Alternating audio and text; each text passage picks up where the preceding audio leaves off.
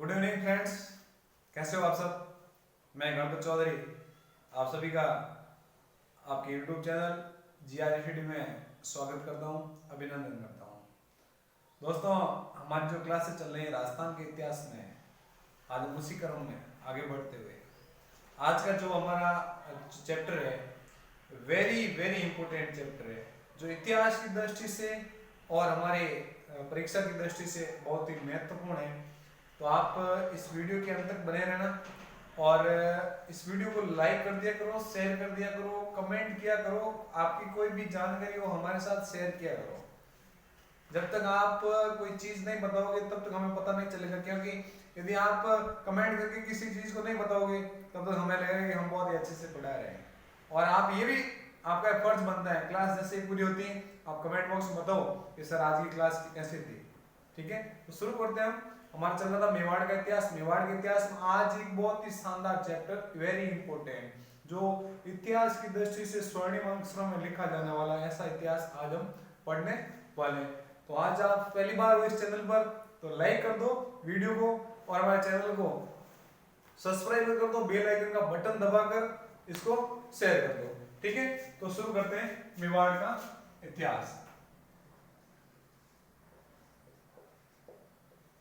मेवाड़ का इतिहास वही हमारा सबसे बड़ा, एक बार आपको रिपीट कर, क्योंकि मेवाड़ का इतिहास थोड़ा लंबा चल रहा है तो आप भूल जाओगे कि कौन सा मतलब कौन कौन से राजा आए थे। तो एक बार वापस से रिपीट करा देता हूं कि मेवाड़ के सिसोदिया वंश का संस्थापक या स्थापना किसने की थी? हमीर ने।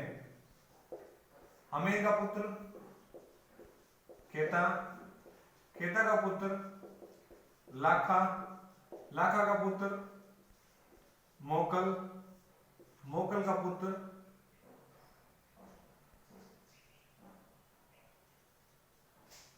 कुंभा, कुंभा का पुत्र राइमल, राइमल का पुत्र सांगा, सांगा का पुत्र उदय सिंह। ठीक है, सांगा के 3 पुत्र थे। ठीक है, 4 पुत्र थे जिसमें भोजराज था, वो कभी राणा बना नहीं। ठीक है ना, फिर पृथ्वीराज आता है, फिर विक्रमादित्य, विक्रमादित्य से छोटा है ये उदय सिंह। ठीक है ना, तो आज हम बात करेंगे जो सांगा के बाद विक्रमादित्य तक हमने बात हो गई थी। मेवाड़ का दूसरा सखा हमारे पिछले कक्षा में हो गया था। यदि आप पहली बार हो तो डिस्क्रिप्शन में जाके पीछे वाला वीडियो देख लेना, आराम से आपको समझ में आ जाएगा। आज हम बात करेंगे उदय सिंह की कि उदय सिंह कौन था, क्या इसके शासनकाल में क्या क्या महत्वपूर्ण घटना हुई थी, इसके शासनकाल में दिल्ली में कौन शासक था। ठीक है ना, वो सारी बातों पर एक एक पॉइंट टू पॉइंट नोट करेंगे। ठीक है, तो एक बार वापस से आप इसको रिपीट मार लो। हमीर, हमीर का पुत्र केता, केता पुत्र लाखा, लाखा का पुत्र मोकल, मोकल का पुत्र कुंभा, कुंभा का पुत्र राइमल, राइमल का पुत्र सांगा और सांगा के बाद आता है उदय सिंह। मैंने आपको बताया था एक पिछले कक्षा में कि मेवाड़ के इतिहास में दादा पोता प्रसिद्ध थे। दादा पोता प्रसिद्ध कैसे? जैसे हमीर प्रसिद्ध था, हमीर के बाद इसका पोता लाखा प्रसिद्ध है, लाखा प्रसिद्ध था, लाखा का पोता कौन है? कुंभा प्रसिद्ध है, कुंभा प्रसिद्ध है, कुंभा के बाद इसका पोता है सांगा प्रसिद्ध है, और सांगा प्रसिद्ध है, सांगा का पोता कौन होगा? उदय सिंह का बेटा है, जिसका हम नाम जाना जाता है महाराणा प्रताप, जो राजस्थान ही नहीं बल्कि पूरा भारत इस महान व्यक्ति की गाथाएं, इनकी जो जीवन, इनकी शौर्य, इनकी जो त्याग, इनका जो समर्पण था अपने देश के प्रति, अपने मातृभूमि के प्रति, उस नाम से इस व्यक्ति को जाना जाता है, वो है महाराणा प्रताप। महाराणा प्रताप के बारे में एक बार कहा गया था, मतलब कहा गया था कि जब जब तेरी तलवार उठी, जब जब तेरी तलवार उठी तो दुश्मन टोली डोल गई, जब जब तेरी तलवार उठी दुश्मन टोली डोल गई, फीकी पड़ी धाड़ शेर की, फीकी पड़ी धाड़ शेर की, जब तूने हुंकार भरी। यानी महाराणा प्रताप ने जब जब हुंकार भरी है तब तक दुश्मनों के छक्के, मतलब उनकी नींदें हराम हो गई थी। वो था महाराणा प्रताप। आज हम बात करेंगे महाराणा प्रताप से पहले उदय सिंह के बात करेंगे, उसके बाद हम महाराणा प्रताप पर जाएंगे। ठीक है, तो एक बार आप इसको नोट डाउन कर लो। और हमेशा मतलब हमारी क्लास ये होती है कि हम रिपीट करते हैं, क्योंकि रिपीट करने से सारी चीजें आराम से रिवाइज हो जाती है। ठीक है, तो ये था सारा चैप्टर। अब हम बात करेंगे आगे उदय सिंह के बारे में। ठीक है, या स्क्रीनशॉट लेना चाहते हो ले सकते हो, और आपने साथ ही साथ नोट कर लिया तो सबसे अच्छी बात है। ठीक है,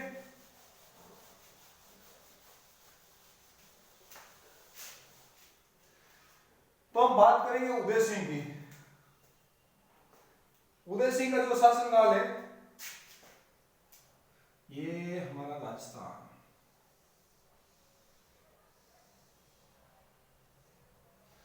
और यह है उदय सिंह।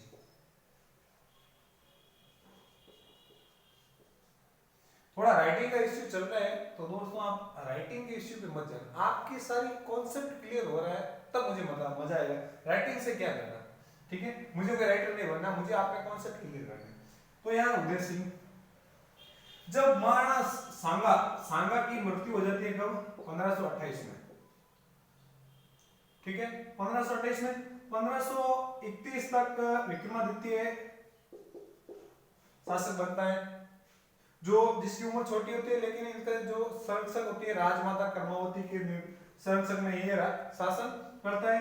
जब 1534 में मेवाड़ का दूसरा शाखा हो जाता है, तब कहा जाता है उदय सिंह के बारे में कि उदय सिंह को, ये बनवीर था, बनवीर मारना चाहता था, लेकिन पन्ना धाय जिसने अपने पुत्र चंदन का बलिदान देकर उदय सिंह को बचाया था। अब देखो दोस्तों, इतिहास में मतलब बहुत सारी चीजें हैं, जैसे मान लो टॉड ने कहा था कि जब महाराणा सांगा की मृत्यु हुई थी उस समय उदय सिंह 6 वर्ष का था। महाराणा सांगा की मृत्यु हुई तब उदय सिंह 6 वर्ष का था, तो आप ये मान सकते हो। तो भी महाराणा सांगा 6 वर्ष का था, तो महाराणा सांगा का पुत्र है कौन, महाराणा प्रताप, यानी उदय सिंह का पुत्र है प्रताप। उदय सिंह का जन्म होता है 9 मई 1540, यानी 6 वर्ष मतलब 10 वर्ष के काल में मतलब उदय सिंह पिता बन जाता है। ये सोचने विषय, ये आप सोचते हैं ना। अब इतिहास है, कर्नल जेम्स टॉड है, वो जैसा उसको मिले थे वैसी जानकारी उसने लिख दी थी, ठीक है, लेकिन हमें वही इतिहास पढ़ना है जो हमारे सामने हकीकत है, ठीक है ना, तो हमें कर्नल टॉड पर नहीं जाना है। तो उदय सिंह, अब इस उदय सिंह का जो शासनकाल है वो कब रहेगा, 1537 से लेकर 1572 तक, 1537 से लेकर 72 ईस्वी तक इसका जो शासनकाल है, ठीक है। अब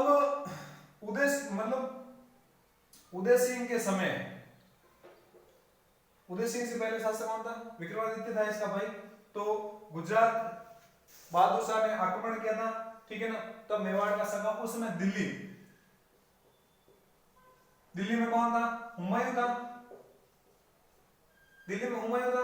1529 में बाबर की मृत्यु हो जाती है, बाबर की मृत्यु के बाद दिल्ली की राजगद्दी पर हुमायूं बैठता था, और हुमायूं के बारे में कहा गया था कि ये जीवन पर्यंत लड़खड़ाता हुआ चलता गया और अंत में लड़खड़ाता हुआ ही मारा गया। तो विक्रमादित्य के समय हुमायूं था, फिर एक का आता है शेरशाह सूरी, जो हुमायूं को एक युद्ध में हरा देता है और हुमायूं को यहां से निष्कासित यानी ये भाग जाता है, ठीक है ना। तो अब उदय सिंह के समय शासन कौन करता है, शेरशाह सूरी।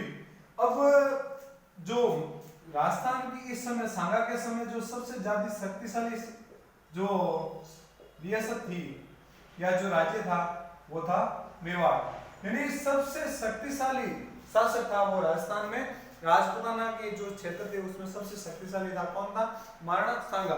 लेकिन खानवा के युद्ध में महाराणा सांगा की हार हो जाती है और बहुत सारे सैनिक इसमें मर जाते हैं।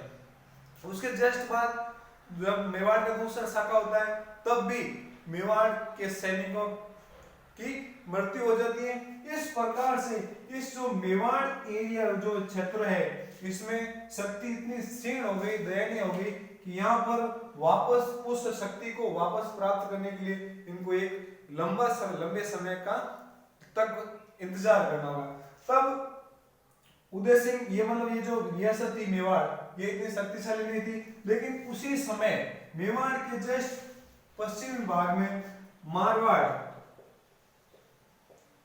मारवाड़ में जो सत्ता थी वो थी राठौड़ वंश की सत्ता थी। कौन सा सत्ता उस समय, मालदेव, ठीक है ना। तो मालदेव शक्तिशाली था उस समय। तो शेरशाह सूरी दिल्ली पर बैठा था, इसने 1544 में 1544 में इस मारवाड़ पर आक्रमण किया था। और कहा जाता है कि इतना खतरनाक युद्ध हुआ था, ठीक है ना। तब शेरशाह सूरी ने कहा था कि मैंने मुट्ठी भर बाजरे के लिए हिंदुस्तान की बादशाह, यानी युद्ध इतना खतरनाक हुआ था कि एक समय तो ऐसा लगा कि शेरशाह सूरी की हार हो जाएगी, ठीक है ना। तो फिर ये मारवाड़ पर अपने विजय प्राप्त करने के बाद ये वापस नहीं जाता है, वापस दक्षिण की ओर मुड़ जाता है, ठीक है ना। तब कहा जाता है कि उदय सिंह मतलब शेरशाह सूरी आता है तो उदय सिंह अपने महलों के जो चाबियां थी जो था वो शेरशाह सूरी को भेंट कर देता और बोल देता है मैं आपकी अधीनता स्वीकार करूंगा, क्योंकि उस समय उदय सिंह के पास इतनी सैन्य शक्ति नहीं थी, इतना पैसा नहीं था, इतना परिपक्व नहीं था, शक्तिशाली नहीं था कि वो इस शेरशाह सूरी का सामना कर सके, क्योंकि शेरशाह सूरी ने मारवाड़ के मालदेव को हराने के बाद इधर आया था, ठीक है ना। तो कहा जाता है कि शेरशाह सूरी ने बिना किसी हानि या क्षति पहुंचे वो सीधा वापस दिल्ली लौट जाता है और कुछ समय बाद शेरशाह सूरी की वापस हो जाती है क्या, मृत्यु हो जाती है। तब उदय सिंह इस मौके का फायदा उठाकर वापस अपनी जो शक्ति है उसको संग्रहित करता है, इकट्ठा करता है, ठीक है ना। तो आपको पूछ लिया जाए कि उदय सिंह के समय दिल्ली का शासक कौन था, तो आपको शेरशाह सूरी भी आ सकता है, ठीक है ना।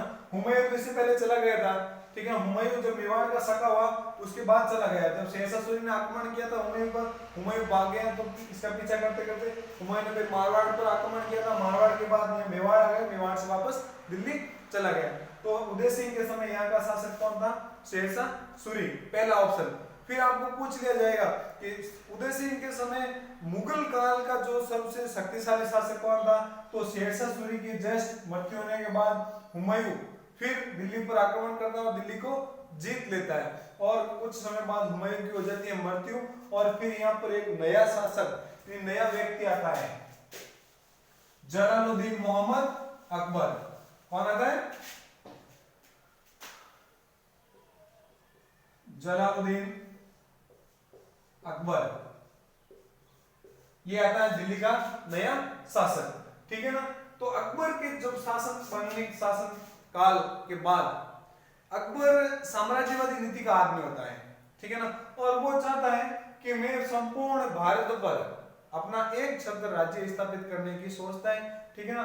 और वो कहता है कि जब बाबर ने राजपूताने पर इस क्षेत्र पर अधिकार कर लिया है तो मेरा फर्ज बनता है मैं उन सारे क्षेत्र पर अपना आधिपत्य रख सकूं, ठीक है ना। तो अब आपको पूछ लिया जाएगा, ऑप्शन में आपको ये पूछ लिया जाएगा कि मुगल काल का कौन शासक था जो उदय सिंह के समकालीन था, तो मुगल काल में वो था अकबर, ठीक है ना। और यदि आपको ऐसा ऑप्शन में दे दिया जाए कि उदय सिंह के समय दिल्ली का संस्थापक कौन था, दिल्ली का शासक कौन था, तो आपको ऑप्शन में यदि शेरशाह सूरी आए तो शेरशाह सूरी ही बताना, यदि मुगल वंश में आ जाए तो आपको अकबर बताना है, क्योंकि अकबर से पहले शेरशाह सूरी आया था और शेरशाह सूरी इनको मतलब उदय सिंह ने उसकी अधीनता स्वीकार की थी। एक बात समझ लो इसको, फिर आगे बढ़ते हैं। अब देखो एक चीज और,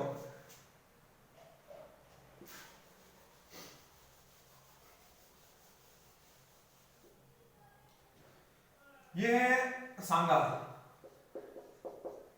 और सांगा का पुत्र कौन है, उदय सिंह, ठीक है। और उदय सिंह का पुत्र है कौन, प्रताप, ठीक है ना। कहा जाता है तो सांगा जब तक जीवित है तब तक उदय सिंह क्या कहलाता है, कि क्या कहलाएगा, कुंवर, ठीक है, कुंवर कहलाएगा।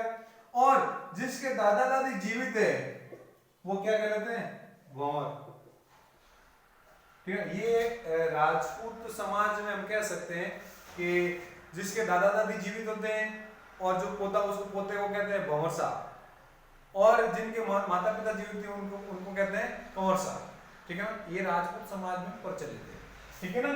तो सांगा के समय जब तक सांगा था तब तक उदय सिंह राणा नहीं बना, तब तक राणा नहीं बना तो क्या कहलाता, ये कुंवर, ठीक है ना। और सांगा जीवित था तब तक प्रताप का जन्म हो जाता है 1540, ठीक है ना। 1540 में इसका जन्म हो जाता है तो ये क्या कहलाएगा, भंवर कहलाएगा, ठीक है ना। अब हम बात करेंगे आगे। तो ये कंवर और भंवर के बारे में थोड़ा सा कंफ्यूज था, वो आपको मैंने बता दिया है, ठीक है। अब ये मारवाड़,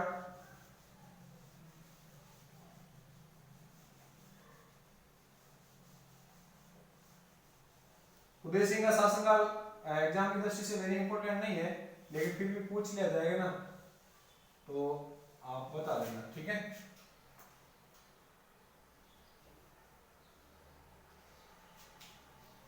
ये है उदय सिंह, ठीक है। अब उदय सिंह जब सांगा, उदय सिंह का कहा जाता है कि 2 बार राजतिलक हुआ था, एक बार कुंभलगढ़ में हुआ था और दूसरी बार चित्तौड़गढ़ में हुआ था, ठीक है ना, ये भी याद रखना। तो उदय सिंह का 2 बार राजतिलक हो चुका है। अब दिल्ली का शासक कौन है? अकबर, ठीक है ना। तो अकबर ने मेवाड़, मेड़ता, मेड़ता किस नाम से प्रसिद्ध है? 1559।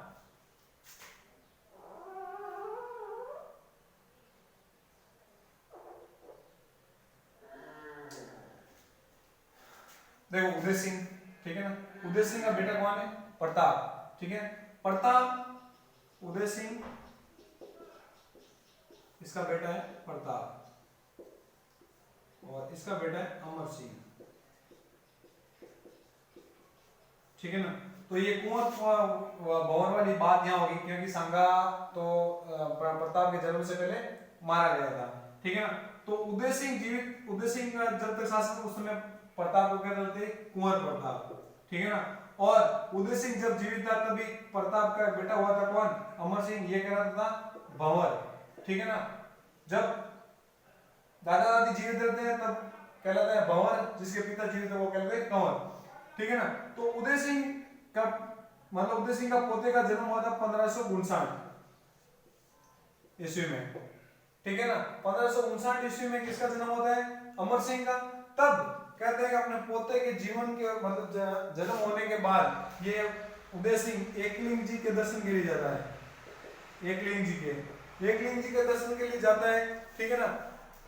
तब वह ये सोचता है कि क्यों ना चित्तौड़ वो वैसे ही खतरा से खाली नहीं है, क्योंकि उस समय जो शासक है वो अकबर है और एक ना एक दिन अकबर इस पर आक्रमण जरूर करेगा। तो उदय सिंह ने सोचा था क्यों ना हम एक ऐसी सुरक्षित जगह पर चले जिससे हम हमारे सैनिक परिवार और अपने जो साथी संबंधी उनको हम सुरक्षा दे सके। तो इन्होंने उदय एक शहर बसाया था, इसकी बात मतलब विचार विमर्श अपने सैनिकों सरदारों के साथ किया था। तो सरदारों ने कहा बिल्कुल सही है, क्या नाम एक शहर बसा लें। तो इन्होंने उदयपुर बसाया था। उदयपुर कब बसाया था? 1559 ईस्वी में, ठीक है ना। किस नदी के किनारे? उदय सागर, ठीक है ना। इस झील के किनारे उदयपुर बसाया था। कब बसाया था पूछ लिया जाएगा। उदयपुर नगर की स्थापना कब हुई थी? 1559 ईस्वी में। किसने बसाया था? उदय सिंह ने, ठीक है ना। तो यहाँ तक उदयपुर को बसा देते हैं, यहाँ तक बात हमारी हो जाती है क्लियर। अब हम बात वेरी वेरी इंपॉर्टेंट बात आती है आगे। अब हम बात करेंगे कि इसी समय ये जो अकबर है, अकबर ये मेड़ता का एक शासक है जयमल राठौड़, जिस पर आक्रमण करता है 1562 ईस्वी में, ठीक है ना। आक्रमण करता है और यहाँ का जो शासक है वो है जयमल राठौड़। कौन? जयमल राठौड़। तो ये इसके ऊपर आक्रमण करता है और ये भाग के किसके शरण में आ जाता है? उदय सिंह के, ठीक है ना। उदय सिंह की शरण में आ जाता है। तब ये वापस दूसरी ओर ना मुड़ते हुए ये सीधा यहाँ आ जाता है। कब आता है? आता तो वैसे ये चित्तौड़ का घेरा करने के लिए 1567 में आ जाता है। 1567 बात होती है अक्टूबर नवंबर की, ठीक है ना। और कहा जाता है उस समय उदय सिंह का एक भाई है, क्या नाम है उसका? शक्ति सिंह। शक्ति सिंह, ये कहा जाता है किसी बात से अनबन हो जाती है उदय सिंह की और शक्ति सिंह के बीच में।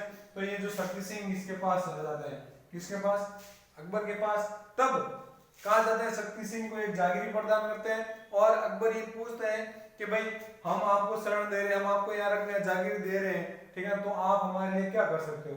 अब तो इसने जोश जोश में बोल दिया कि आप जो कहोगे वो मैं करने के लिए तैयार हूँ। तब इसने कहा था कि आपको उदय सिंह पर आक्रमण करना है। तो देखो क्या था ना कि एक मारवाड़ी में कहावत है कि भाई जड़ो सैन नहीं, ठीक है, भाई जड़ो सैन नहीं। तो कितने भी अनबन की बात क्यों ना हो, भाई भाई होता है, ठीक है ना, और माता पिता होता है। दोस्तों याद रखना, आपके जो सक्सेस की जो सबसे ज्यादा खुशी होगी ना वो आपके माता पिता को होगी। याद रखना, वेरी इंपॉर्टेंट बात कह रहा हूं। आपके ना तो दोस्त खुश होंगे, ना अड़ोस पड़ोस, ना रिश्तेदार। आपकी जॉब से, आपके सक्सेस होने के बाद सबसे ज्यादा खुशी मिलती है, वो किसको मिलेगी, आपके सिर्फ माता और पिता को मिलेगी, या फिर आपके पीछे आने वाली पत्नी को मिलेगी, या फिर आपकी बहन को मिलेगी। इन तीन चारों से अलावा बाकी के आपके मतलब इस दुनिया में कोई भी खुश नहीं होंगे। ये मैं लिख के देता हूँ, मैंने ये हकीकत जाना है, ठीक है ना, और ये मेरा अनुभव कहता है कि वास्तव में मैं पहले ये सोचता था कि नहीं दोस्त की जॉब लगती है तो दोस्त खुश होता, नहीं होता है, क्योंकि उसको पता है, क्योंकि हम किसी के साथ में रहते हैं और हमारी जॉब लग जाती है तो बोलता है कि साथ में तो मेरे रहते हैं, मेरी क्यों नहीं लगी, काश मेरी लग जाती। अरे भाई जॉब जब आप मेहनत करोगे तब आपकी जॉब लगेगी, बिना मेहनत के जॉब लगनी नहीं है, ठीक है। तो शक्ति सिंह के मन में विचार आया कि भाई तो भाई है, ठीक है ना, आज मैं इसके कहने पर इसके ऊपर आक्रमण करता हूँ, कल क्या पता मेरे ऊपर आक्रमण कर दे।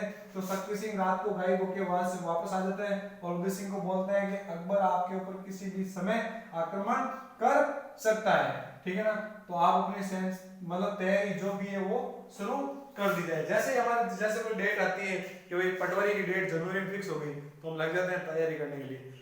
रिट की जैसी डेट आती है कि भाई हाँ उस दिन एग्जाम होंगे तो हम लग जाते हैं।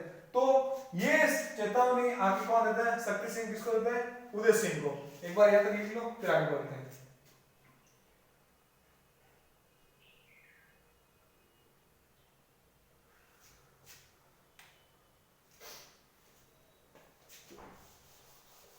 लिख दिया इसको। दोस्तों लाइक कर दो वीडियो को, आप सब देख रहे हो, और इसको शेयर कर दिया करो यार, ठीक है, ताकि आपसे मैं जल्दी से जल्दी सीधा लाइव रूबरू होने के प्रयास करूंगा। अभी तो स्ट्रीम लाइव चल रहा है जिसमें आपको सिर्फ मैं सीधा मैसेज करके वापस जवाब दे सकता हूँ, फिर यदि मैं लाइव रहूंगा तो आपको सीधा मैं जवाब देता रहूंगा, ठीक है। तो अब बात करते हैं अकबर, कब की बात करते हैं, समय बढ़ता गया, ठीक है, और बात आ जाती है 1567-68 की, ठीक है ना, बहुत ही वेरी इंपॉर्टेंट है, इतिहास की दृष्टि से सबसे ज्यादा महत्वपूर्ण चीज, समझने योग्य है, जानने योग्य यही बात है, ठीक है ना। अब ये जो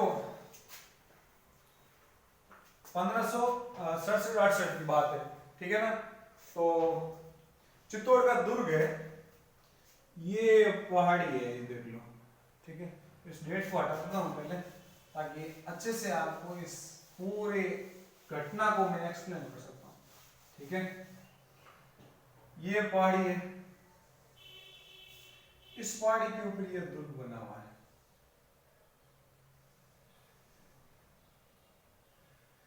ये कौन सा पठार है, वैसा का पठार।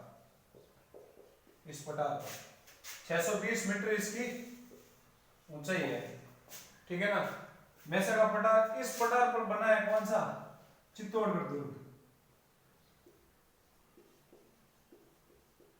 चित्तौड़गढ़,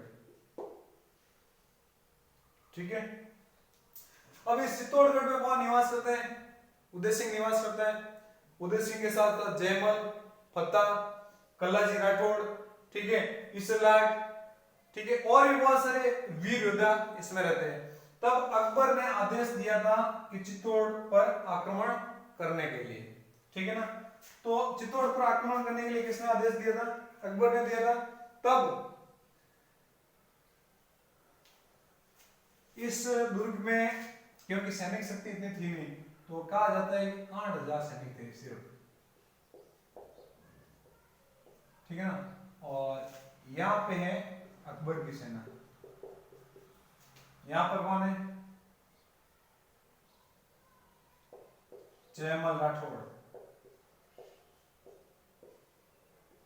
फतेह ईश्वर, क्या नाम है इसका? देखो, जयमल राठौड़, फतेह, और एक नाम आता है क्या?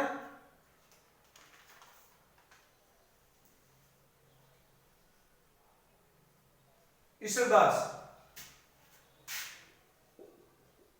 ईश्वरदास, ठीक है। तो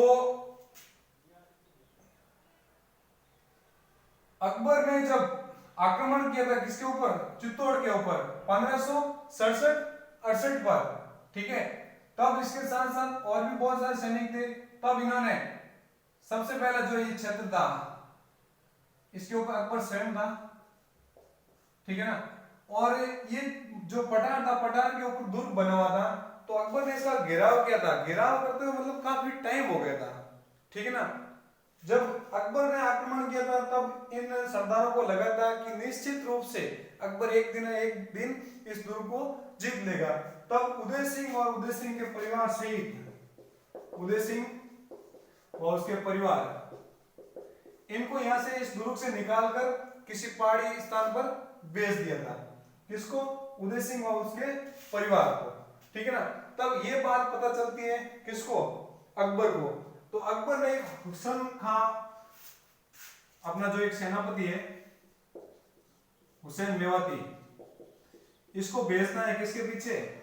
उदय सिंह के पीछे, कि आपको किसी भी हाल में उदय सिंह को वापस लेके आना है या इसके परिवार को कैद करके लेके आना है। तो एक बार कहा जाता है कि हुसैन मेवाती और उदय सिंह के बीच में थोड़ी झड़प भी होती है, लेकिन कहा उसमें हुसैन का मेवाती की जो एक अंगुली भी कट जाती है, ठीक है ना।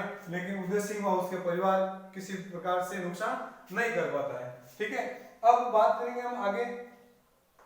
ये जो जयमल राठौड़ था इस दुर्ग में लाखोटी दरा, ठीक है ना। और ये है सूरजपोल, ठीक है ना। मतलब किले के चारों तरफ अलग अलग मुख्य द्वार थे। तो इस लाखोटी दरा पर कौन था? जयमल राठौड़ था, ठीक है। तो जयमल राठौड़, फतेह इसलाक, वीर कल्लाजी, इन सब ने कहा था कि उदय सिंह को बाहर निकाल दिया, और कहा था तो उदय सिंह ने मना कर दिया कि मैं इस दुर्ग से बाहर नहीं निकलूंगा। तो इन्होंने कहा कि यदि आप जीवित रहे तो हमारा सबका अस्तित्व है, यदि आप इस युद्ध में नहीं रहे तो इस चित्तौड़ का, इस हमारी मातृभूमि की रक्षा कौन करेगा। तो इसमें चित्तौड़ का जो बाढ़ था वो जयमल, फतेह और इन सारे वीर योद्धाओं के हाथों में सौंप कर उदय सिंह निकल जाता है, और उसमें 8000 सैनिक होते हैं, ठीक है। तो अब मामला ये आता है कि जो अकबर है, अब तक इसकी मतलब मेवाड़ की जनता ये समझ नहीं पाई कि अकबर वास्तव में दिल्ली का शासक है या कोई लुटेरा है। क्योंकि बाबर ने आक्रमण किया था तो बाबर भी सही ढंग से उसने आक्रमण करता रहा। खानवा का युद्ध किया था, पानीपत का युद्ध किया था, चंदेरी का युद्ध किया था, घाघरा का युद्ध, ऐसे करते मतलब 3-4 युद्ध किया, और उसके बाद ये खत्म हो गया, इसकी मृत्यु हो जाती। फिर हुमायूं आता है, हुमायूं भी इतना ठीक नहीं पाता। तो मेवाड़ की जनता के मन में एक ऐसा मतलब शंका था कि शायद ये भी कोई लुटेरा है, ठीक है ना। तो इस भय से जो जनता थी वो इस दुर्ग में शुरू हो गया। नहीं तो क्या जाता है कि कम से कम 30,000 लोग इस दुर्ग में आ गए थे, ठीक है ना। अब राजा का फर्ज बनता है कि वो अपनी जनता की रक्षा करे। तो 3,000 ये और 8,000 सैनिक और इनके बाल बच्चे, कहा जाता है ऐसे करके यानी 50,000 लोग इस दुर्ग में एकत्रित हो गए थे। और कहा जाता है कि जब 50,000 लोग एकत्रित हो जाते हैं तो दुर्ग में जो सैन्य सामग्री, खाने पीने की सारी चीजें की व्यवस्था भी करना मुश्किल हो जाता है, ठीक है ना। तो अकबर ने इस दुर्ग का घेराव कर रखा था, ठीक है ना। बाहर से कोई सहायता मिल नहीं रही थी। फिर भी जयमल, फतेह अपने मतलब इतने परिस्थितियों के अनुसार सही ढंग से व्यवस्था की थी इन्होंने, ठीक है ना, कि 2-3 महीने तक तो मतलब कुछ नहीं हुआ था। यानी यहाँ से जो ईश्वरदास थे सूरजपोल को यहाँ पर तीरंदाजी की सेना इतनी तगड़ी थी, तीरंदाजी यानी मतलब बाण चलाने वाले सैनिक इतने सक्षम थे कि वो अकबर की सेना को यहाँ नजदीक, यहाँ तक जहां तक उसके बाण जाते थे वहां तक नजदीक ही नहीं आने देते थे। ठीक है ना। इस बात से अकबर बड़ा परेशान हुआ था। तो अकबर ने कहा एक योजना बनाई थी कि क्यों ना हम इस दुर्ग के मतलब बराबर एक टीला बनाए। ठीक है ना। तो कहा था अपने सैनिकों को कि इस दुर्ग के बराबर एक टीले का निर्माण करो। तो ये टीले का निर्माण हो गया। ठीक है ना। बहुत ज्यादा पैसा लगा था, सैनिकों को मोटिवेट किया था। ठीक है ना। और इस टीले का निर्माण कहा जाता है 1 महीने 2 महीने के अंतर्गत किया गया था। ठीक है। टीले का निर्माण हो गया। अब बाबर ने चलानी शुरू की थी, क्या थी, तोपें। तोप चलानी शुरू की। तो तोप, कोई तोप का गोला तो यहाँ किले के पास आकर गिर जाता था और कोई सीधा अंदर आ जाता। यानी परेशान करने के लिए कहा जाता है कि हर दिन में 3-4 बार ये तोपों से मतलब वार करता है। तो मतलब कहा जाता है कि ये इतने परेशान हो गए थे और अकबर यही चाहता था कि मेवाड़ की जनता इतनी परेशान हो जाए कि वो खुद स्वयं दुर्ग का दरवाजा खोल दे। ठीक है ना। लेकिन फिर भी जयमल फतह को इस बात का परिचय था कि अकबर ये सब जानबूझ के कर रहे हैं ताकि हम उत्साहित हो जाए और अपने मतलब जोश में होश खो बैठे और दुर्ग का गेट खोलकर इसको आमंत्रण कर दें।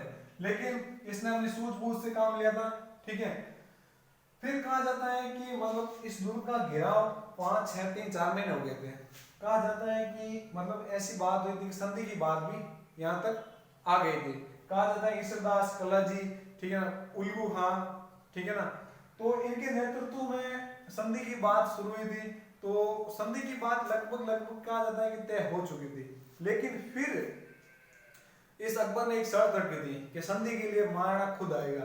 तो इन्होंने कहा कि महाराणा तो कोई आज आए या कल, आपको संधि करनी है तो कर सकते हो। ठीक है। तो ये संधि भी कैंसिल हो गई थी। ठीक है। अब इस चीज से मतलब इतना बेनिफिट मिला नहीं, अकबर परेशान हो गया था। तब कहा जाता है एक व्यक्ति आता है और उन्होंने कहा कि मैं इस किले का तोड़ बता सकता हूं। तो इन्होंने कहा था सदाब, सदाब का निर्माण करो आप। सदाब क्या होता था, ये एक कमरा होता था। ठीक है ना। और इस कमरे में सैनिक मतलब 4-4 हाथी साथ में चल सकते थे, इतना बड़ा कमरे का निर्माण करते थे। ठीक है ना। और कहा जाता है ये मतलब लोहे से और मतलब मजबूत जो पशुओं की खाल है उससे बना हुआ होता था। ठीक है ना। और ये जैसे जैसे आगे आगे बढ़ता गया, ठीक है, इन पर तीनों का कोई असर नहीं होता रहा। ठीक है। तो कहा जाता है कि इनको दुर्ग तक आने के लिए इसको 1 महीना लग गया था। कितना? 1 महीना लग गया था। ठीक है। तो यहां तक आ गए थे। फिर इन्होंने कहा था कि अब इनको लगा था कि अब तो निश्चित रूप से हम हार जाएंगे या आक्रमण हो जाएगा, क्योंकि मतलब इतने पास आ गए तो इनके पास आधुनिक हथियार थे। ठीक है ना। और इन्होंने मतलब बारूद का प्रयोग किया था जिसकी वजह से किले की दीवारें थी वो क्षतिग्रस्त होनी शुरू हो गई थी। ठीक है। तो अब कहा जाता है कि इनको लगा कि हम अब तो युद्ध निश्चित रूप से पॉसिबल है। तो इन्होंने आदेश दिया था, एक भव्य भोज का आयोजन करवाया था और अपने रानियों को कहा गया था कि कल हम तो कर रहे हैं केसरिया और आप सब जौहर के लिए तैयार हो जाओ। तो उस दिन रात्रि भोज था। ठीक है ना। रात्रि भोज का आयोजन हुआ, 16 श्रृंगार किए थे रानियों ने, सारे जश्न थे उस दिन। ठीक है ना। और सुबह होते ही मतलब चित्तौड़गढ़ दुर्ग से आग की लपटें बढ़ रही है। ये दृश्य अकबर ने देखा था। अकबर ने को लगा था कि चित्तौड़गढ़ दुर्ग में आग लग गई है। ठीक है। तो अकबर ने किसी से पूछा था कि ये मामला है क्या, मजार क्या है ये। तब किसी ने कहा था कि ये सबसे पवित्र अग्नि है, ये जौहर की अग्नि है। ठीक है। देखो नाम, जौहर का नाम लेते ही शरीर के अंदर रग रग खड़े हो जाते हैं। ठीक है ना। तो ये जौहर हुआ था। ठीक है ना। रानी ने जौहर किया था और ये सब दुर्ग का गेट खोलते हुए लड़ते हुए मारे गए। ठीक है ना। और उस समय एक कल्ला जी राठौड़ नाम के कल्ला जी, ठीक है ना, इनको 4 हाथ वाले देवता कहते हैं, क्योंकि इनके जो चाचा थे वो मतलब इतने थक गए थे कि वो घोड़े पर सवार होकर युद्ध नहीं कर सकते थे। तो कल्ला जी के मतलब कंधों पर बैठकर उन्होंने युद्ध किया था। तब अकबर ने कहा था कि ये 4 हाथ वाले देवता, यानी कि 4 हाथ वाले, तब 4 हाथ वाले ये जो युद्ध कर रहे थे, तब अकबर ने कहा था कि इसने अपनी बंदूक सुल्तान से इनको निशाना बनाया और उनको खत्म कर दिया था। ठीक है, और अकबर ने जब ये पूरा युद्ध का वर्णन देखा था, तब एक मतलब इतना क्रोधित हो गया था कि इन्होंने कहा था कि इस दुर्ग पर कत्ले आम कर दो। तो उस समय निर्दोष लोगों को मारा गया, तब कलंक मतलब अकबर के ऊपर अमिट कलंक लगा था। क्या लगा था? अमिट कलंक लगा था इनके ऊपर। ठीक है, जो कभी वापस धो नहीं पाया था, इसने धोने की बहुत सारी कोशिश की थी, क्योंकि जयमल और फतेह की मूर्तियां लगवाई थी। ठीक है ना, लेकिन फिर भी ये जो अमिट कलंक है वो नहीं हुआ था। और ये युद्ध कितना चला था? 2 दिन 1 रात युद्ध चला था। जौहर किसके नेतृत्व में हुआ? फूलदेवी के नेतृत्व में। और केसरिया हुआ था जयमल फतेह। ठीक है, इनके नेतृत्व में जौहर केसरिया हुआ था, और जौहर हुआ था फूलदेवी के नेतृत्व में। फूलदेवी या फूल कंवर लिखना लाभ। ठीक है, फूल कंवर के नेतृत्व में। ठीक है, फूल कंवर के नेतृत्व में जौहर हुआ था। अब ये जौहर होता है कब? 1568 में। ठीक है ना, इस बात का पता चलता है किसको? उदय सिंह को। कहा जाता है कि अकबर इस दुर्ग में 3-4 दिन रुका था, उसके बाद ये वहां से चला गया था। यहां से चलने के बाद अकबर वापस लाहौर की ओर बढ़ता है, तब इस मौके का फायदा उठाकर वापस उदय सिंह इस दुर्ग पर आक्रमण करता है और विजय हासिल कर लेता है। तो ये था मेवाड़ का तीसरा साका। किसका? मेवाड़ का। कब हुआ था? 1568 ईस्वी। वेरी इंपॉर्टेंट है, वेरी वेरी इंपॉर्टेंट है। ठीक है ना, जब दूसरा सका हुआ कब हुआ था? 1534। तीसरा होता है 1568। ठीक है, और जो पहला होता है वो 1303 में होता है। ठीक है, याद रखना मेवाड़ के तीनों सके बहुत ही प्रसिद्ध है। ठीक है ना, अब हम बात करेंगे आगे। एक बार आप इसको लिख लो। ठीक है, कोई भी चीज आपको समझ में नहीं आई है तो आप फटाफट कमेंट बॉक्स में कमेंट करके बता दो, मैं फटाफट। ठीक है, और इसको वीडियो को लाइक कर दो, शेयर कर दो आप। ठीक है, छाप दो इसको एक बार।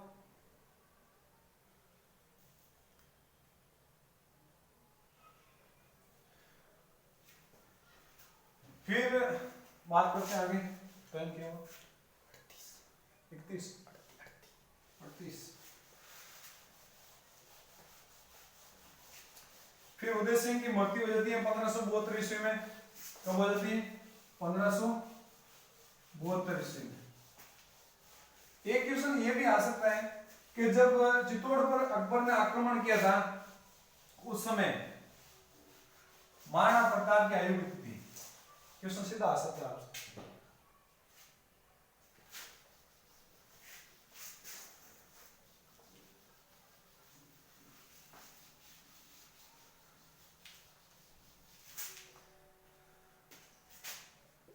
उदय सिंह की मृत्यु 1572 ईस्वी में। ठीक है, उदय सिंह की मृत्यु हो जाती है 1572 ईस्वी में। फिर आपको एक क्वेश्चन आ जाए कि अकबर के आक्रमण के समय, चित्तौड़ आक्रमण के समय महाराणा प्रताप की आयु कितनी थी? तो अकबर ने आक्रमण किया था 1567-68 में। तो 68 मान के चलो, 1540 में जन्म होता है किसका? प्रताप का। तो उस समय इसकी आयु होती है 28 वर्ष। वेरी इंपोर्टेंट है, क्वेश्चन पूछा जा सकता है। अधिकांश बोर्ड में पहले ये क्वेश्चन आ चुका है, तो इस क्वेश्चन को आप ध्यान में, आपको अधिकांश बोर्ड में सीधे क्वेश्चन कहीं नहीं मिलेंगे, हमेशा क्वेश्चन कुछ ना कुछ उल्टे सीधे क्वेश्चन आएंगे। तो ऐसे क्वेश्चन आएंगे आपके सामने। आपको प्रताप का जन्म दिन और जन्म स्थान या जो तिथि है वो ना पूछ के आपको बोल दे कि अकबर के समय प्रताप की आयु कितनी थी, तो आपको कंफ्यूज नहीं होना है। और इस प्रताप का जन्म कहाँ होता है? बादल महल। बादल महल कहां पर है? कुंभलगढ़ में। ठीक है ना। कब होता है जन्म, कब होता है? 9 मई 1540। यह तिथि ना दे रखी हो तो दूसरी तिथि याद रखनी, ज्येष्ठ शुक्ल तृतीया। और वार पूछ लिया जाएगा तो वार कौन सा है? रविवार। ठीक है, ये चीजें वेरी इंपॉर्टेंट है। प्रताप के बारे में काफी बार क्वेश्चन आ चुका है और ऐसी कोई चीज नहीं है जिसके बारे में क्वेश्चन नहीं हुआ। प्रताप की हर एक इंपॉर्टेंट चीज है। अब प्रताप के बारे में आपको विस्तार पूर्वक कल बताऊंगा। कल की क्लास वेरी इंपॉर्टेंट है, आप कल की क्लास मिस मत करना। ठीक है, वीडियो आज की आपको क्लास पसंद आई है तो इसको ज्यादा से ज्यादा शेयर करना, लाइक करना ना भूलें। और हमारे सोशल मीडिया GRDT नाम से फेसबुक, व्हाट्सएप, इंस्टाग्राम, टेलीग्राम पर आप जुड़ सकते हो, जहां पर येलो कलर का लोगो लगा हुआ है और उसके बीच में लिखा हुआ है GRDT, उसको आप फॉलो करना ना भूलें। बहुत बहुत धन्यवाद। इसको लाइक करो, शेयर करो। Thank you.